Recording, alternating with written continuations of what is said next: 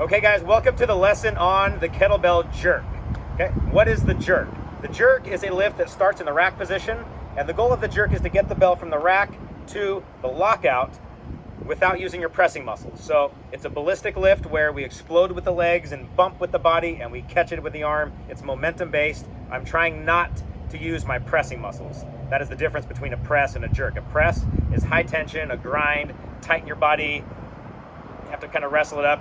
The jerk is momentum based, so we're gonna bump and jump the bell above the head. In my kettlebell system, you will see the jerk programmed both in the strength and power workouts, as well as the flows, chains, and complexes. It's also a really good finisher, so you'll see it a lot. It's also a very prominent lift in kettlebell sport, which has 6 main lifts, and the jerk is part of 4 of them.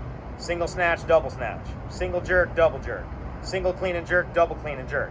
There's a jerk in 4 of those exercises, so if you plan on dabbling in kettlebell sport at all, you're gonna need to learn the jerk, okay? You'll see it in my program. It's a very popular kettlebell lift. I consider it somewhat advanced because you're gonna need to have knowledge of the rack position, the lockout, pressing, push pressing. You got some work to do prior to getting here. So if you haven't done that yet, back up and check those instructionals out first, then come back to the jerk. Other than that, let's start breaking down the jerk, starting with the mechanics.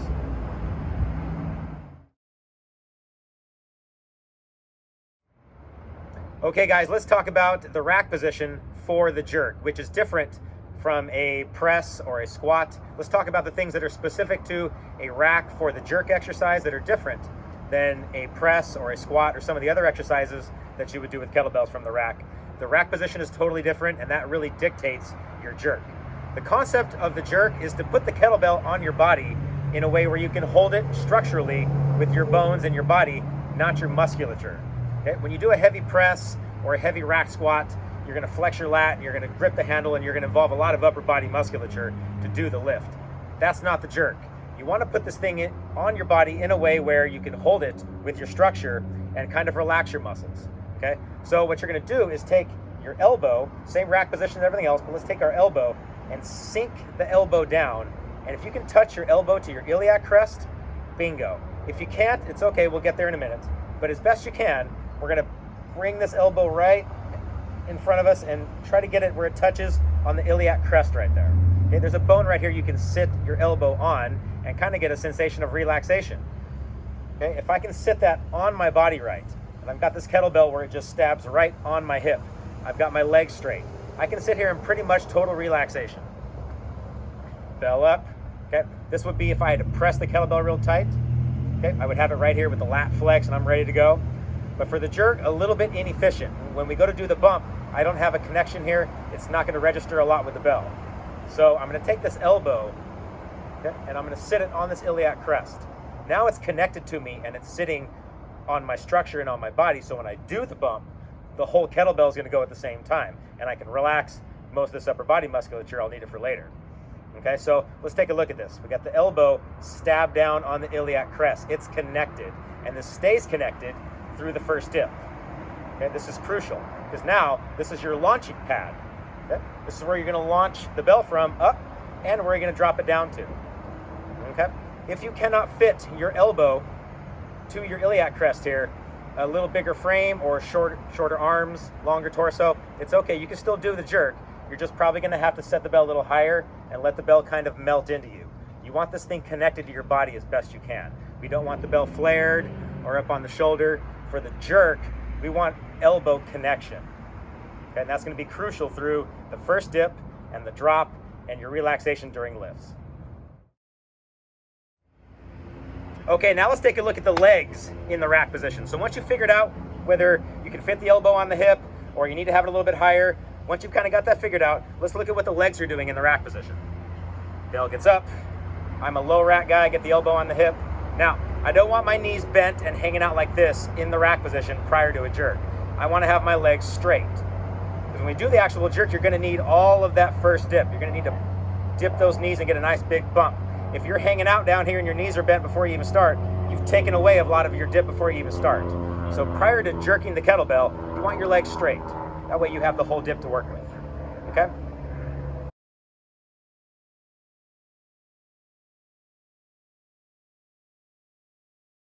The 5 steps to jerking a kettlebell: dip, toes, heels, stand, drop.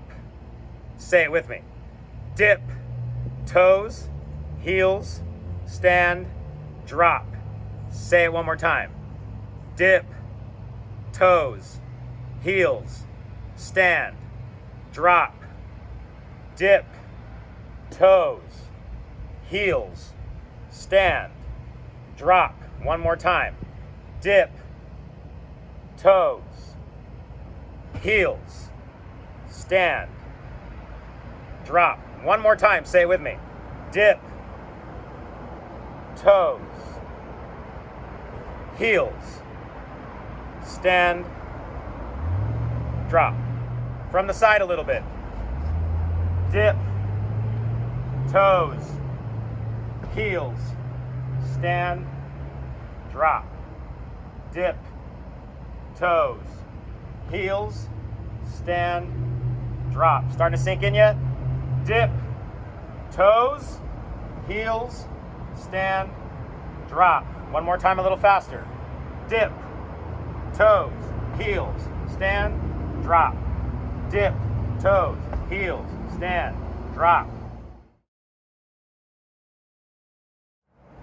So as you can see, there's 5 steps in doing the kettlebell jerk. Let's break down all 5 of those steps, and then we'll put it all together and see what we got. Okay, step 1 is the first dip. So let's go over that first. For this section, you don't actually need a kettlebell. What I'd like for you to do is go imaginary kettlebell. Put your feet outside your shoulders. Go to the rack position that we've been practicing for the last few minutes, and let's initiate the jerk with the first dip. Let's break that down first. Okay. You ever have like a bratty friend in school that came up from behind and whapped your legs out from under you and tried to get you to fall down, pulled like one of these, whoop, knocked you out and tried to get you to fall down? No, just me? Well, that's the motion of the kettlebell jerk. That's the first dip right there. So let's break that down, what's actually going on there. So if you look at it from the side, what I don't want to do is break at the hips. I did all that work to get my elbow on the hip. I don't want to break that connection and sit my butt back just yet. The first dip is just a dip of the knees. So we're going to dip the knees forward and then straighten out. Dip, straighten out. Dip, straighten out. Now there's a limit to how far I can go. Okay? If I dip so far that my heels come off the ground, I'm probably lacking some ankle mobility if that's the case, or I'm just dipping too far. But the pressure is going to go all on my patella like that. So you can only do the dip until you start losing that ankle connection right there. That's all you got, that's all you get. So better ankle mobility, better first dip, obviously. Okay, so let's take a look at it. Rack position, I'm going to dip and straighten out.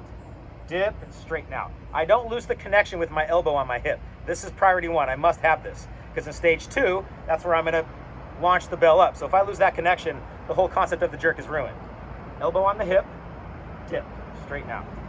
Dip, straighten out. This arm's just kind of floating. Dip, straighten out.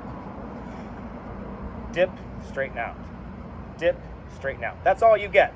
That's how you initiate the jerk. So you're going to want to have some flexible ankles to get everything out of that you can. You are not allowed to go to where your heels are coming off. Now it's all patella, and you're not going to like that. Okay, so the heels stay down. The first dip is how you initiate the jerk. Okay, so let's take a look at steps 2 and steps 3 here. Once you've gotten out of the first dip, we need to now launch the kettlebell from the first dip up to the lockout and catch it in the lockout. Step 2 is where you lift up on the toes and actually launch the bell up. Step 3 is where you land in the under squat and catch the bell in the lockout. So the actual throw from the first dip up to the lockout requires steps 2 and steps 3. They kind of happen pretty quick back and forth. They aren't hard individually, but transitioning from step 2 to step 3 can kind of trick people up, and that's where the practice is actually going to come in. So let's look at steps 2, 3, and the transition in between the two. Okay, so check it out. First dip. We went over the first dip. We've gone here. We're ready to launch the bell. To launch the bell, I have to straighten my legs. Lift up onto my toes. Toes, toes, toes, toes, toes, toes. See how that works? First dip, first dip. Now we have to dip and launch. Dip, up on the toes, up on the toes, up on the toes, up on the toes. Once I've extended my ankles, my knees, and my hips, the kettlebell should get a chest bump, and it's going to start flying and floating up. Okay? At that point, somewhere along there, my arm is going to reach this 90-degree angle.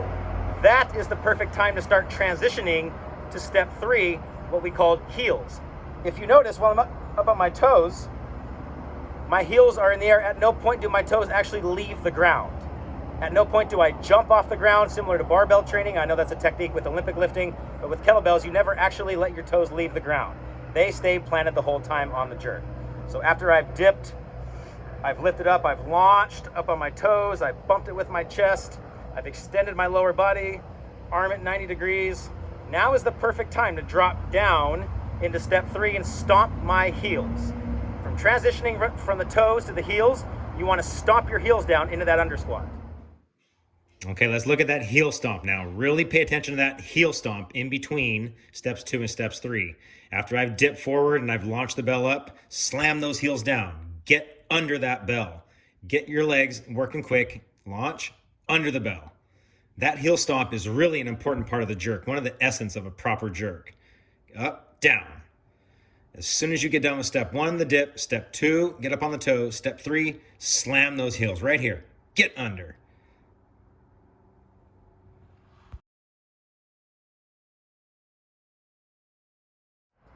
Okay, how deep do I go on the second dip? Super common question. You're only going to go to about a quarter squat, and that's at most. There's a lot of lifters that go even shallower than that. But what I don't want you to do is go into like a half or a full squat. So the concept of the jerk is not bump the bell and catch it way down here in some kind of a weird squat. The concept is to just sneak under it a little bit and catch it in maybe a quarter squat and then quickly stand up and out of there. As you start to get deeper and deeper into that squat, you become weaker. So I really only want to catch it in a quarter squat. I want to bump it up most of the way, and I should only have to sneak down about this much and catch it about in a quarter squat. If you start getting into like a half squat or even a full squat, you've gone too deep. You only want to go to about a quarter squat on the second dip of the jerk.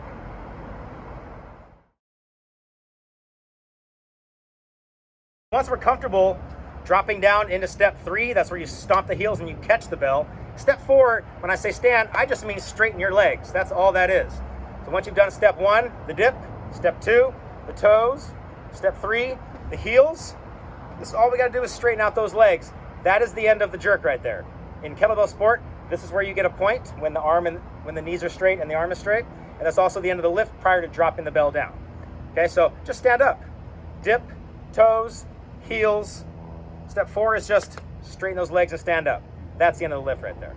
Okay, that's prior to dropping it down. What I don't want you to do is jerk it up and then start dropping the bell from here prior to straightening the legs. You must straighten the legs to finish the jerk.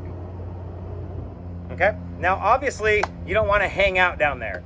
Once you have landed the jerk and you've snuck under it and you've landed the heels, step 3, you're going to want to straighten the legs, and that's all really step 4 is. Stand up.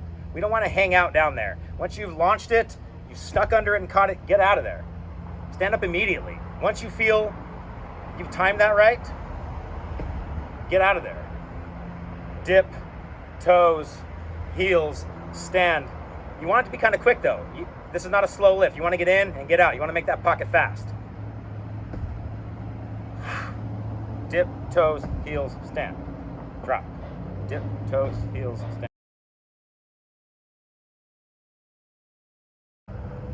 Okay, step 5 of the jerk is arguably the hardest one, and that is dropping the bell from the lockout back to an efficient rack. Okay, it's not a press. We're not going to lower this slowly. There is a technique to actually dropping the kettlebell. You want to imagine shutting off like a light switch and just dropping the bell right into your rack with no tension. Okay, you don't want to do all that work jerking the bell up with momentum and then bring it down with all that shoulder tension and lat tension. This is not a press. This is a jerk. The same way you throw it on the way up is the same way you throw it on the way down. Okay, there's a technique for that. Let me break that down. Dropping the kettlebell into the rack.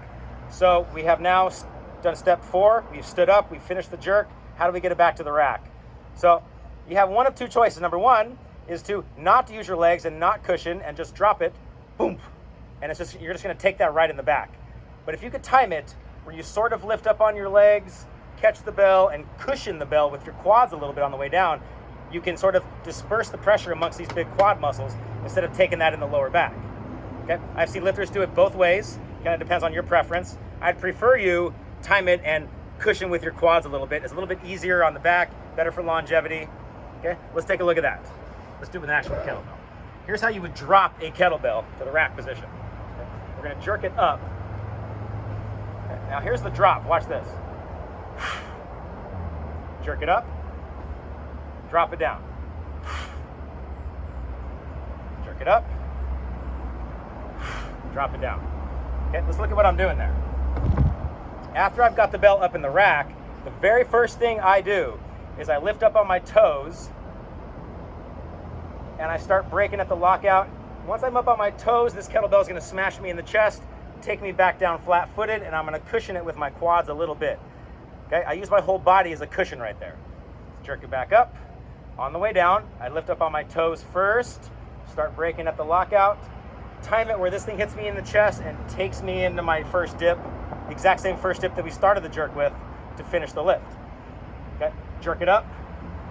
Okay, lift up on the toes, break at the lockout, time it where it hits me in the chest, it takes me into a little dip of the knees and I can absorb with my quads. Up. Up. Okay, let's see with the bell again. This is going to take some practice, and I recommend you grab something really, really light to practice this technique with. The goal, like I said, is just to shut off like a light switch up there. You've got to kind of trust yourself, after you practice, of course, to drop it right in that efficient rack position. I'm trying to bring this elbow right back down to my iliac crest where it's supposed to be. I'm not trying to miss and come off to the side. I want to land it right where the jerk starts. Boom, right there. Back to the rack position, elbow on iliac crest. Jerk it up, drop, elbow on iliac crest. Now, I'm in my chill and rack position. I don't have any fidgeting, messing around, fixing the rack position. I'm already there. Go to the next one. Drop it to the perfect rack. Go to the next one. Drop to the perfect rack. Okay, dropping the bell is gonna take some practice, I guarantee you. The first few, you're gonna kind of try to figure out, if you've been doing the press for years and you've never done the jerk, you've got that slow lowering phase where you're taught to flex your lat and take it in the lat. With the jerk, you're gonna wanna drop it down, shut all your muscles off, and just sort of learn to coast it right into the exact rack position that you started with. It's gonna take practice.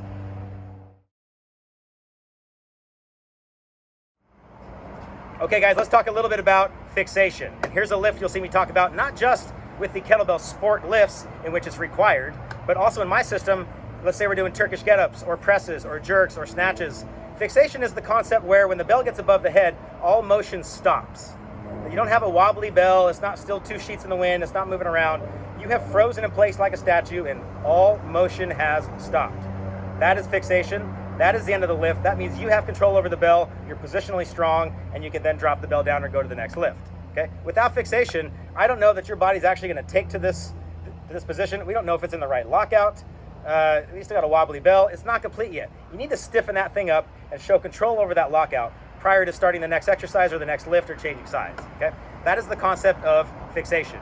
You as a kettlebell lifter will be much better off if you fixate your reps, and that goes for all lockout lifts, snatches, presses, jerks, get-ups, anything like that. You want to show control over that lockout prior to bringing it back down. It will help you as a lifter. It's a lot safer on your shoulder, and you will make more progress in the long run because your body will take to these positions. You will build positional strength in that lockout for all the other lifts. Let's take a look at some reps. Okay. Let's say I'm doing the jerk. Fixation on the jerk. Stop, drop. Freeze, drop. Here's an example of a few that are not fixated.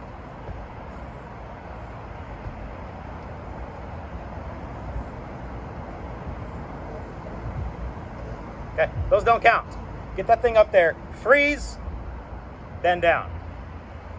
Freeze, then down. I know it's more tiring that way. Okay, I know it's harder. But you as a kettlebell lifter will be a lot more successful in the long run if you really adopt the concept of fixation on your overhead lifts.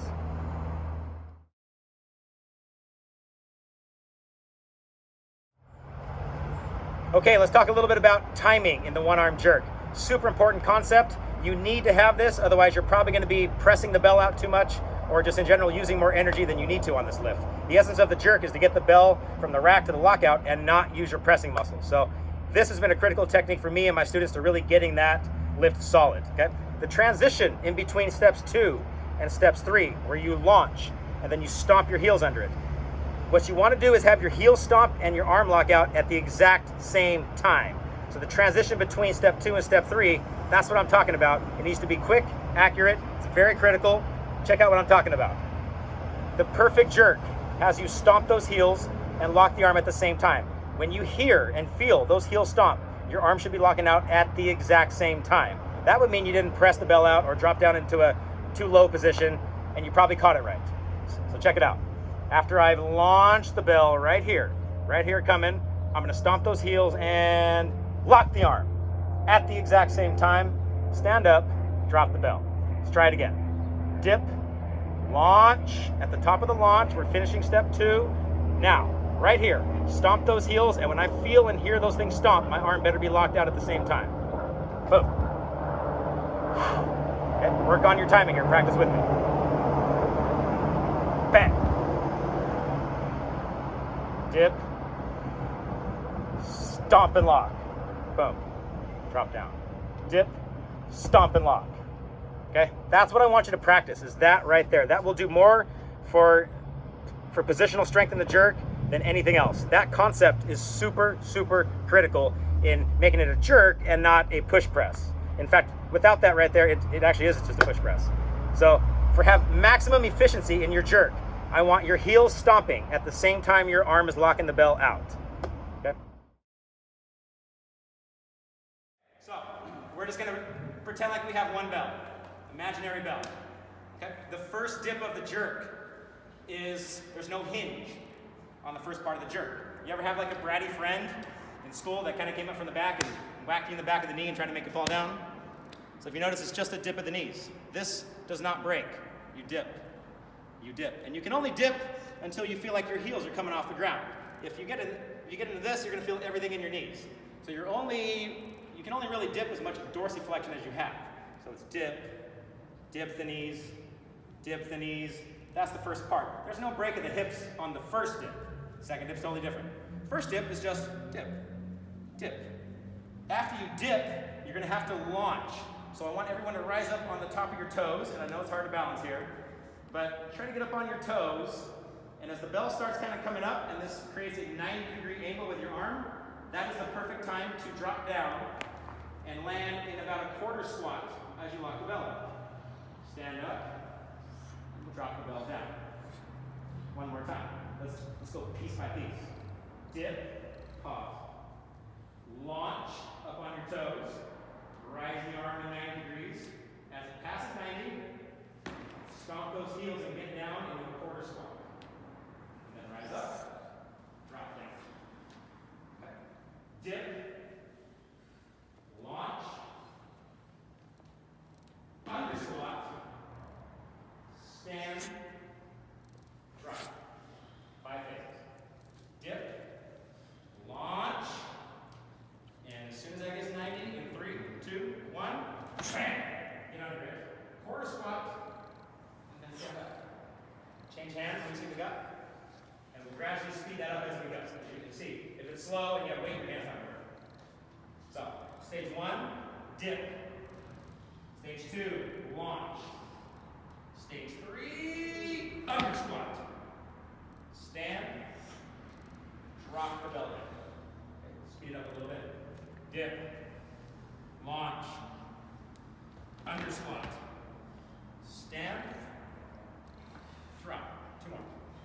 3, 2, 1, dip, launch, under squat, stand, drop. 3, 2, 1, dip, launch, under squat, stand, drop. 1 more. 3, 2, 1, dip, launch, under squat, stand, and come down. Okay, one more rep. Michelle, can I have you take like a, it doesn't matter what arm has it all. 3, 2, 1, dip, launch, under squat, stand, drop. Let's speed it up. 3, 2, 1, dip, launch, under squat, stand, drop. One more time. 3, 2, 1, dip, launch, under squat, stand, and drop. And on this last one, why don't we all stomp the heels? I like the heel stomp one. Why don't we get all together at the same time? Notice the heel stomp has to be rather violent and aggressive, otherwise the jerk looks like this. But you're watching the Notebook and you're bellows at the same time. You want to be aggressive. So you hear that. If I don't hear that, I'm